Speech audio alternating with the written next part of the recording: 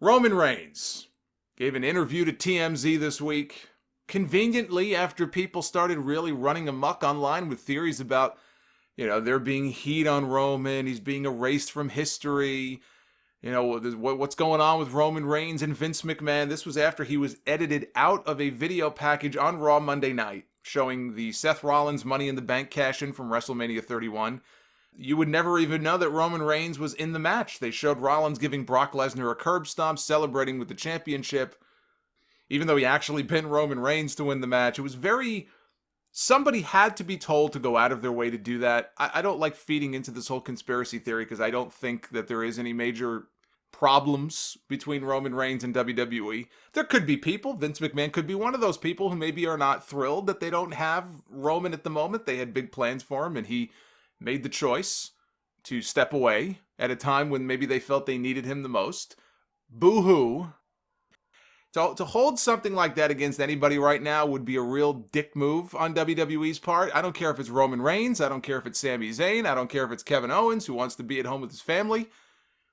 These circumstances are different than anything any of us have ever experienced before. Supposedly everybody was told if you want to stay home, if you don't want to come to work, it will not be held against you. So I certainly hope that WWE is living up to its word and not holding it against anybody. So I don't buy into this idea that he's in the doghouse. But look, the evidence speaks for itself. Somebody had to go in there and specifically edit this man out of the video package. So, I hate to say that there's smoke to the fire, but there's something going on here. It is very strange. Even though FS1 just aired a Best of Roman Reigns special on Tuesday night, which would have been supplied to them by, you guessed it, WWE. WWE would have had to have given FS1 that footage to air, so it's not as if he's been excommunicated from the company. Whatever the issue is, they can't resent him that much if they're still airing his stuff in some way. But he did give an interview to TMZ. Chose this week, interestingly, to do so. And he revealed that it was not his health, but rather the birth of his newborn twin sons that convinced him to take a leave of absence from WWE. Let me stop here for a second. What is it with these Samoans and twins? This is the second set of twins that Roman and his wife have had. He's got two sets of twins. You've got Rikishi and the Tonga Kid, who we just saw in that Dark Side of the Ring special on Jimmy Snuka. Tonga Kid and Rikishi, they're twins. They're twin brothers. Tonga Kid had twins, a boy and a girl. Rikishi, as we know, he had twin sons. You may know them, Jimmy and Jey Uso. There's something in that Samoan water. I don't know what it is. I don't know if it's an extra chromosome or what's going on here. That's a lot of twins. That is a lot of twins. There could be a second Nia Jax out there for all we know. Floating around somewhere. But Roman said, I'm doing good. A lot of people think it was based off my health and my history fighting against leukemia. Just talking to my doctors and stuff. Actually, I'm fine. My immune system is good. The drugs I take in order to fight the leukemia, they do not attack your immune system.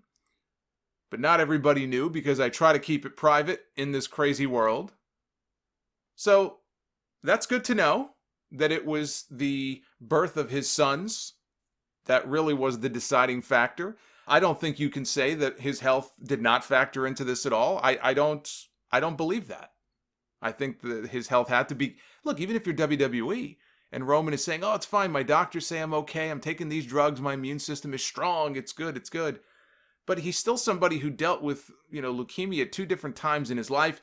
Most recently, they turned it into a whole storyline. They made a very public spectacle over this and ran video package after video package. And Roman was like, okay, fine, we'll go public with it. I'm okay with that.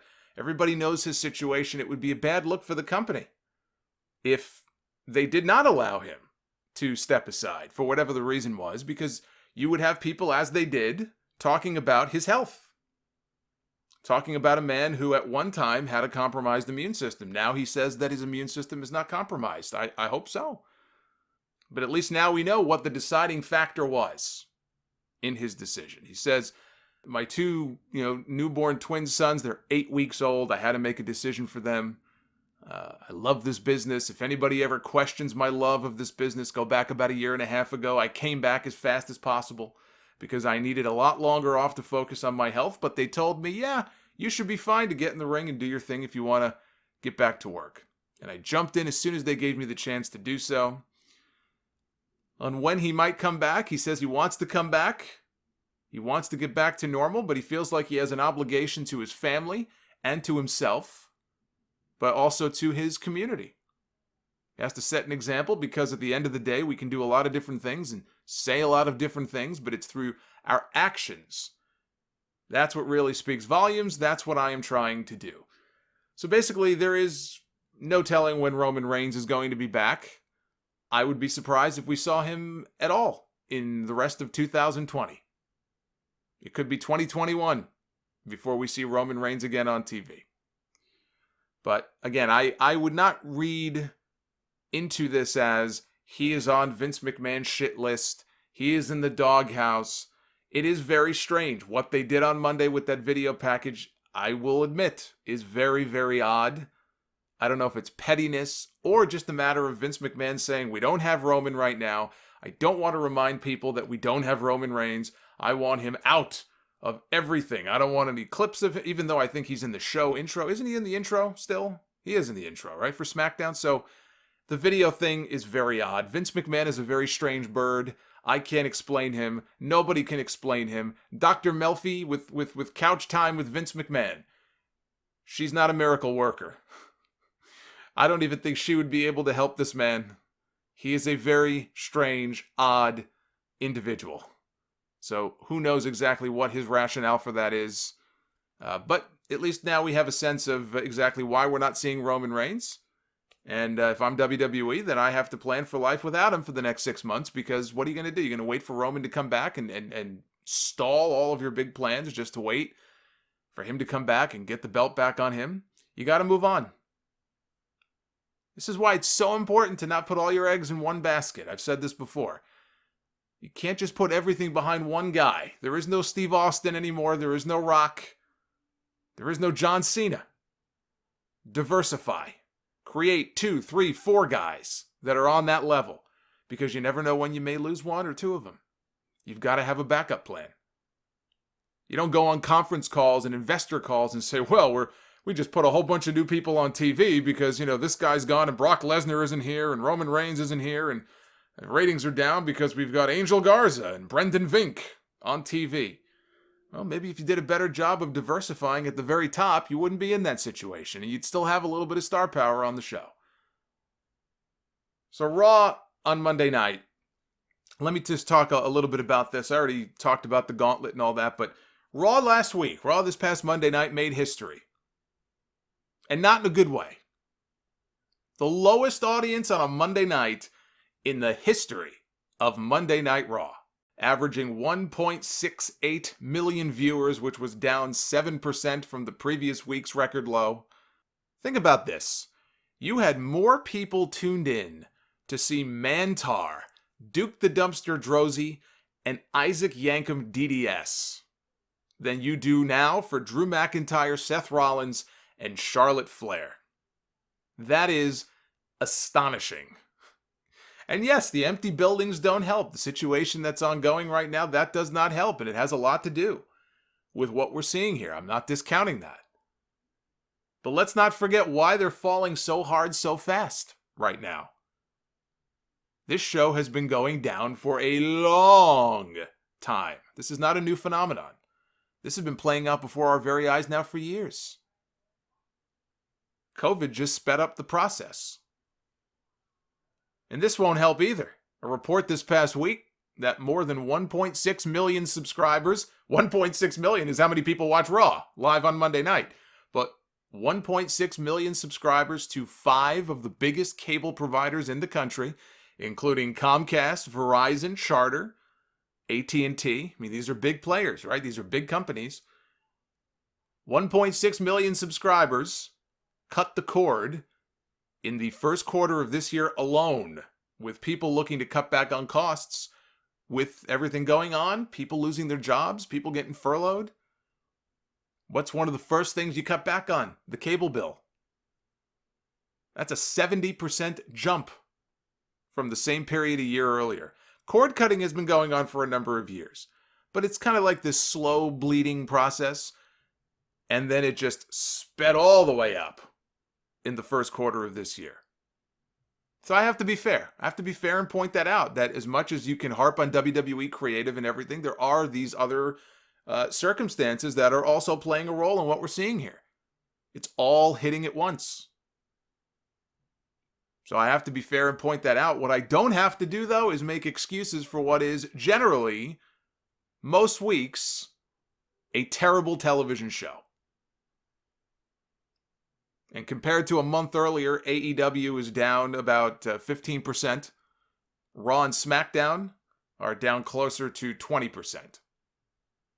So that's kind of where things stand. Now, Shane Helms, the Hurricane, he just got furloughed a few weeks ago as an agent by WWE last month. Could be back. He responded to a Twitter comment about how ratings should be going up.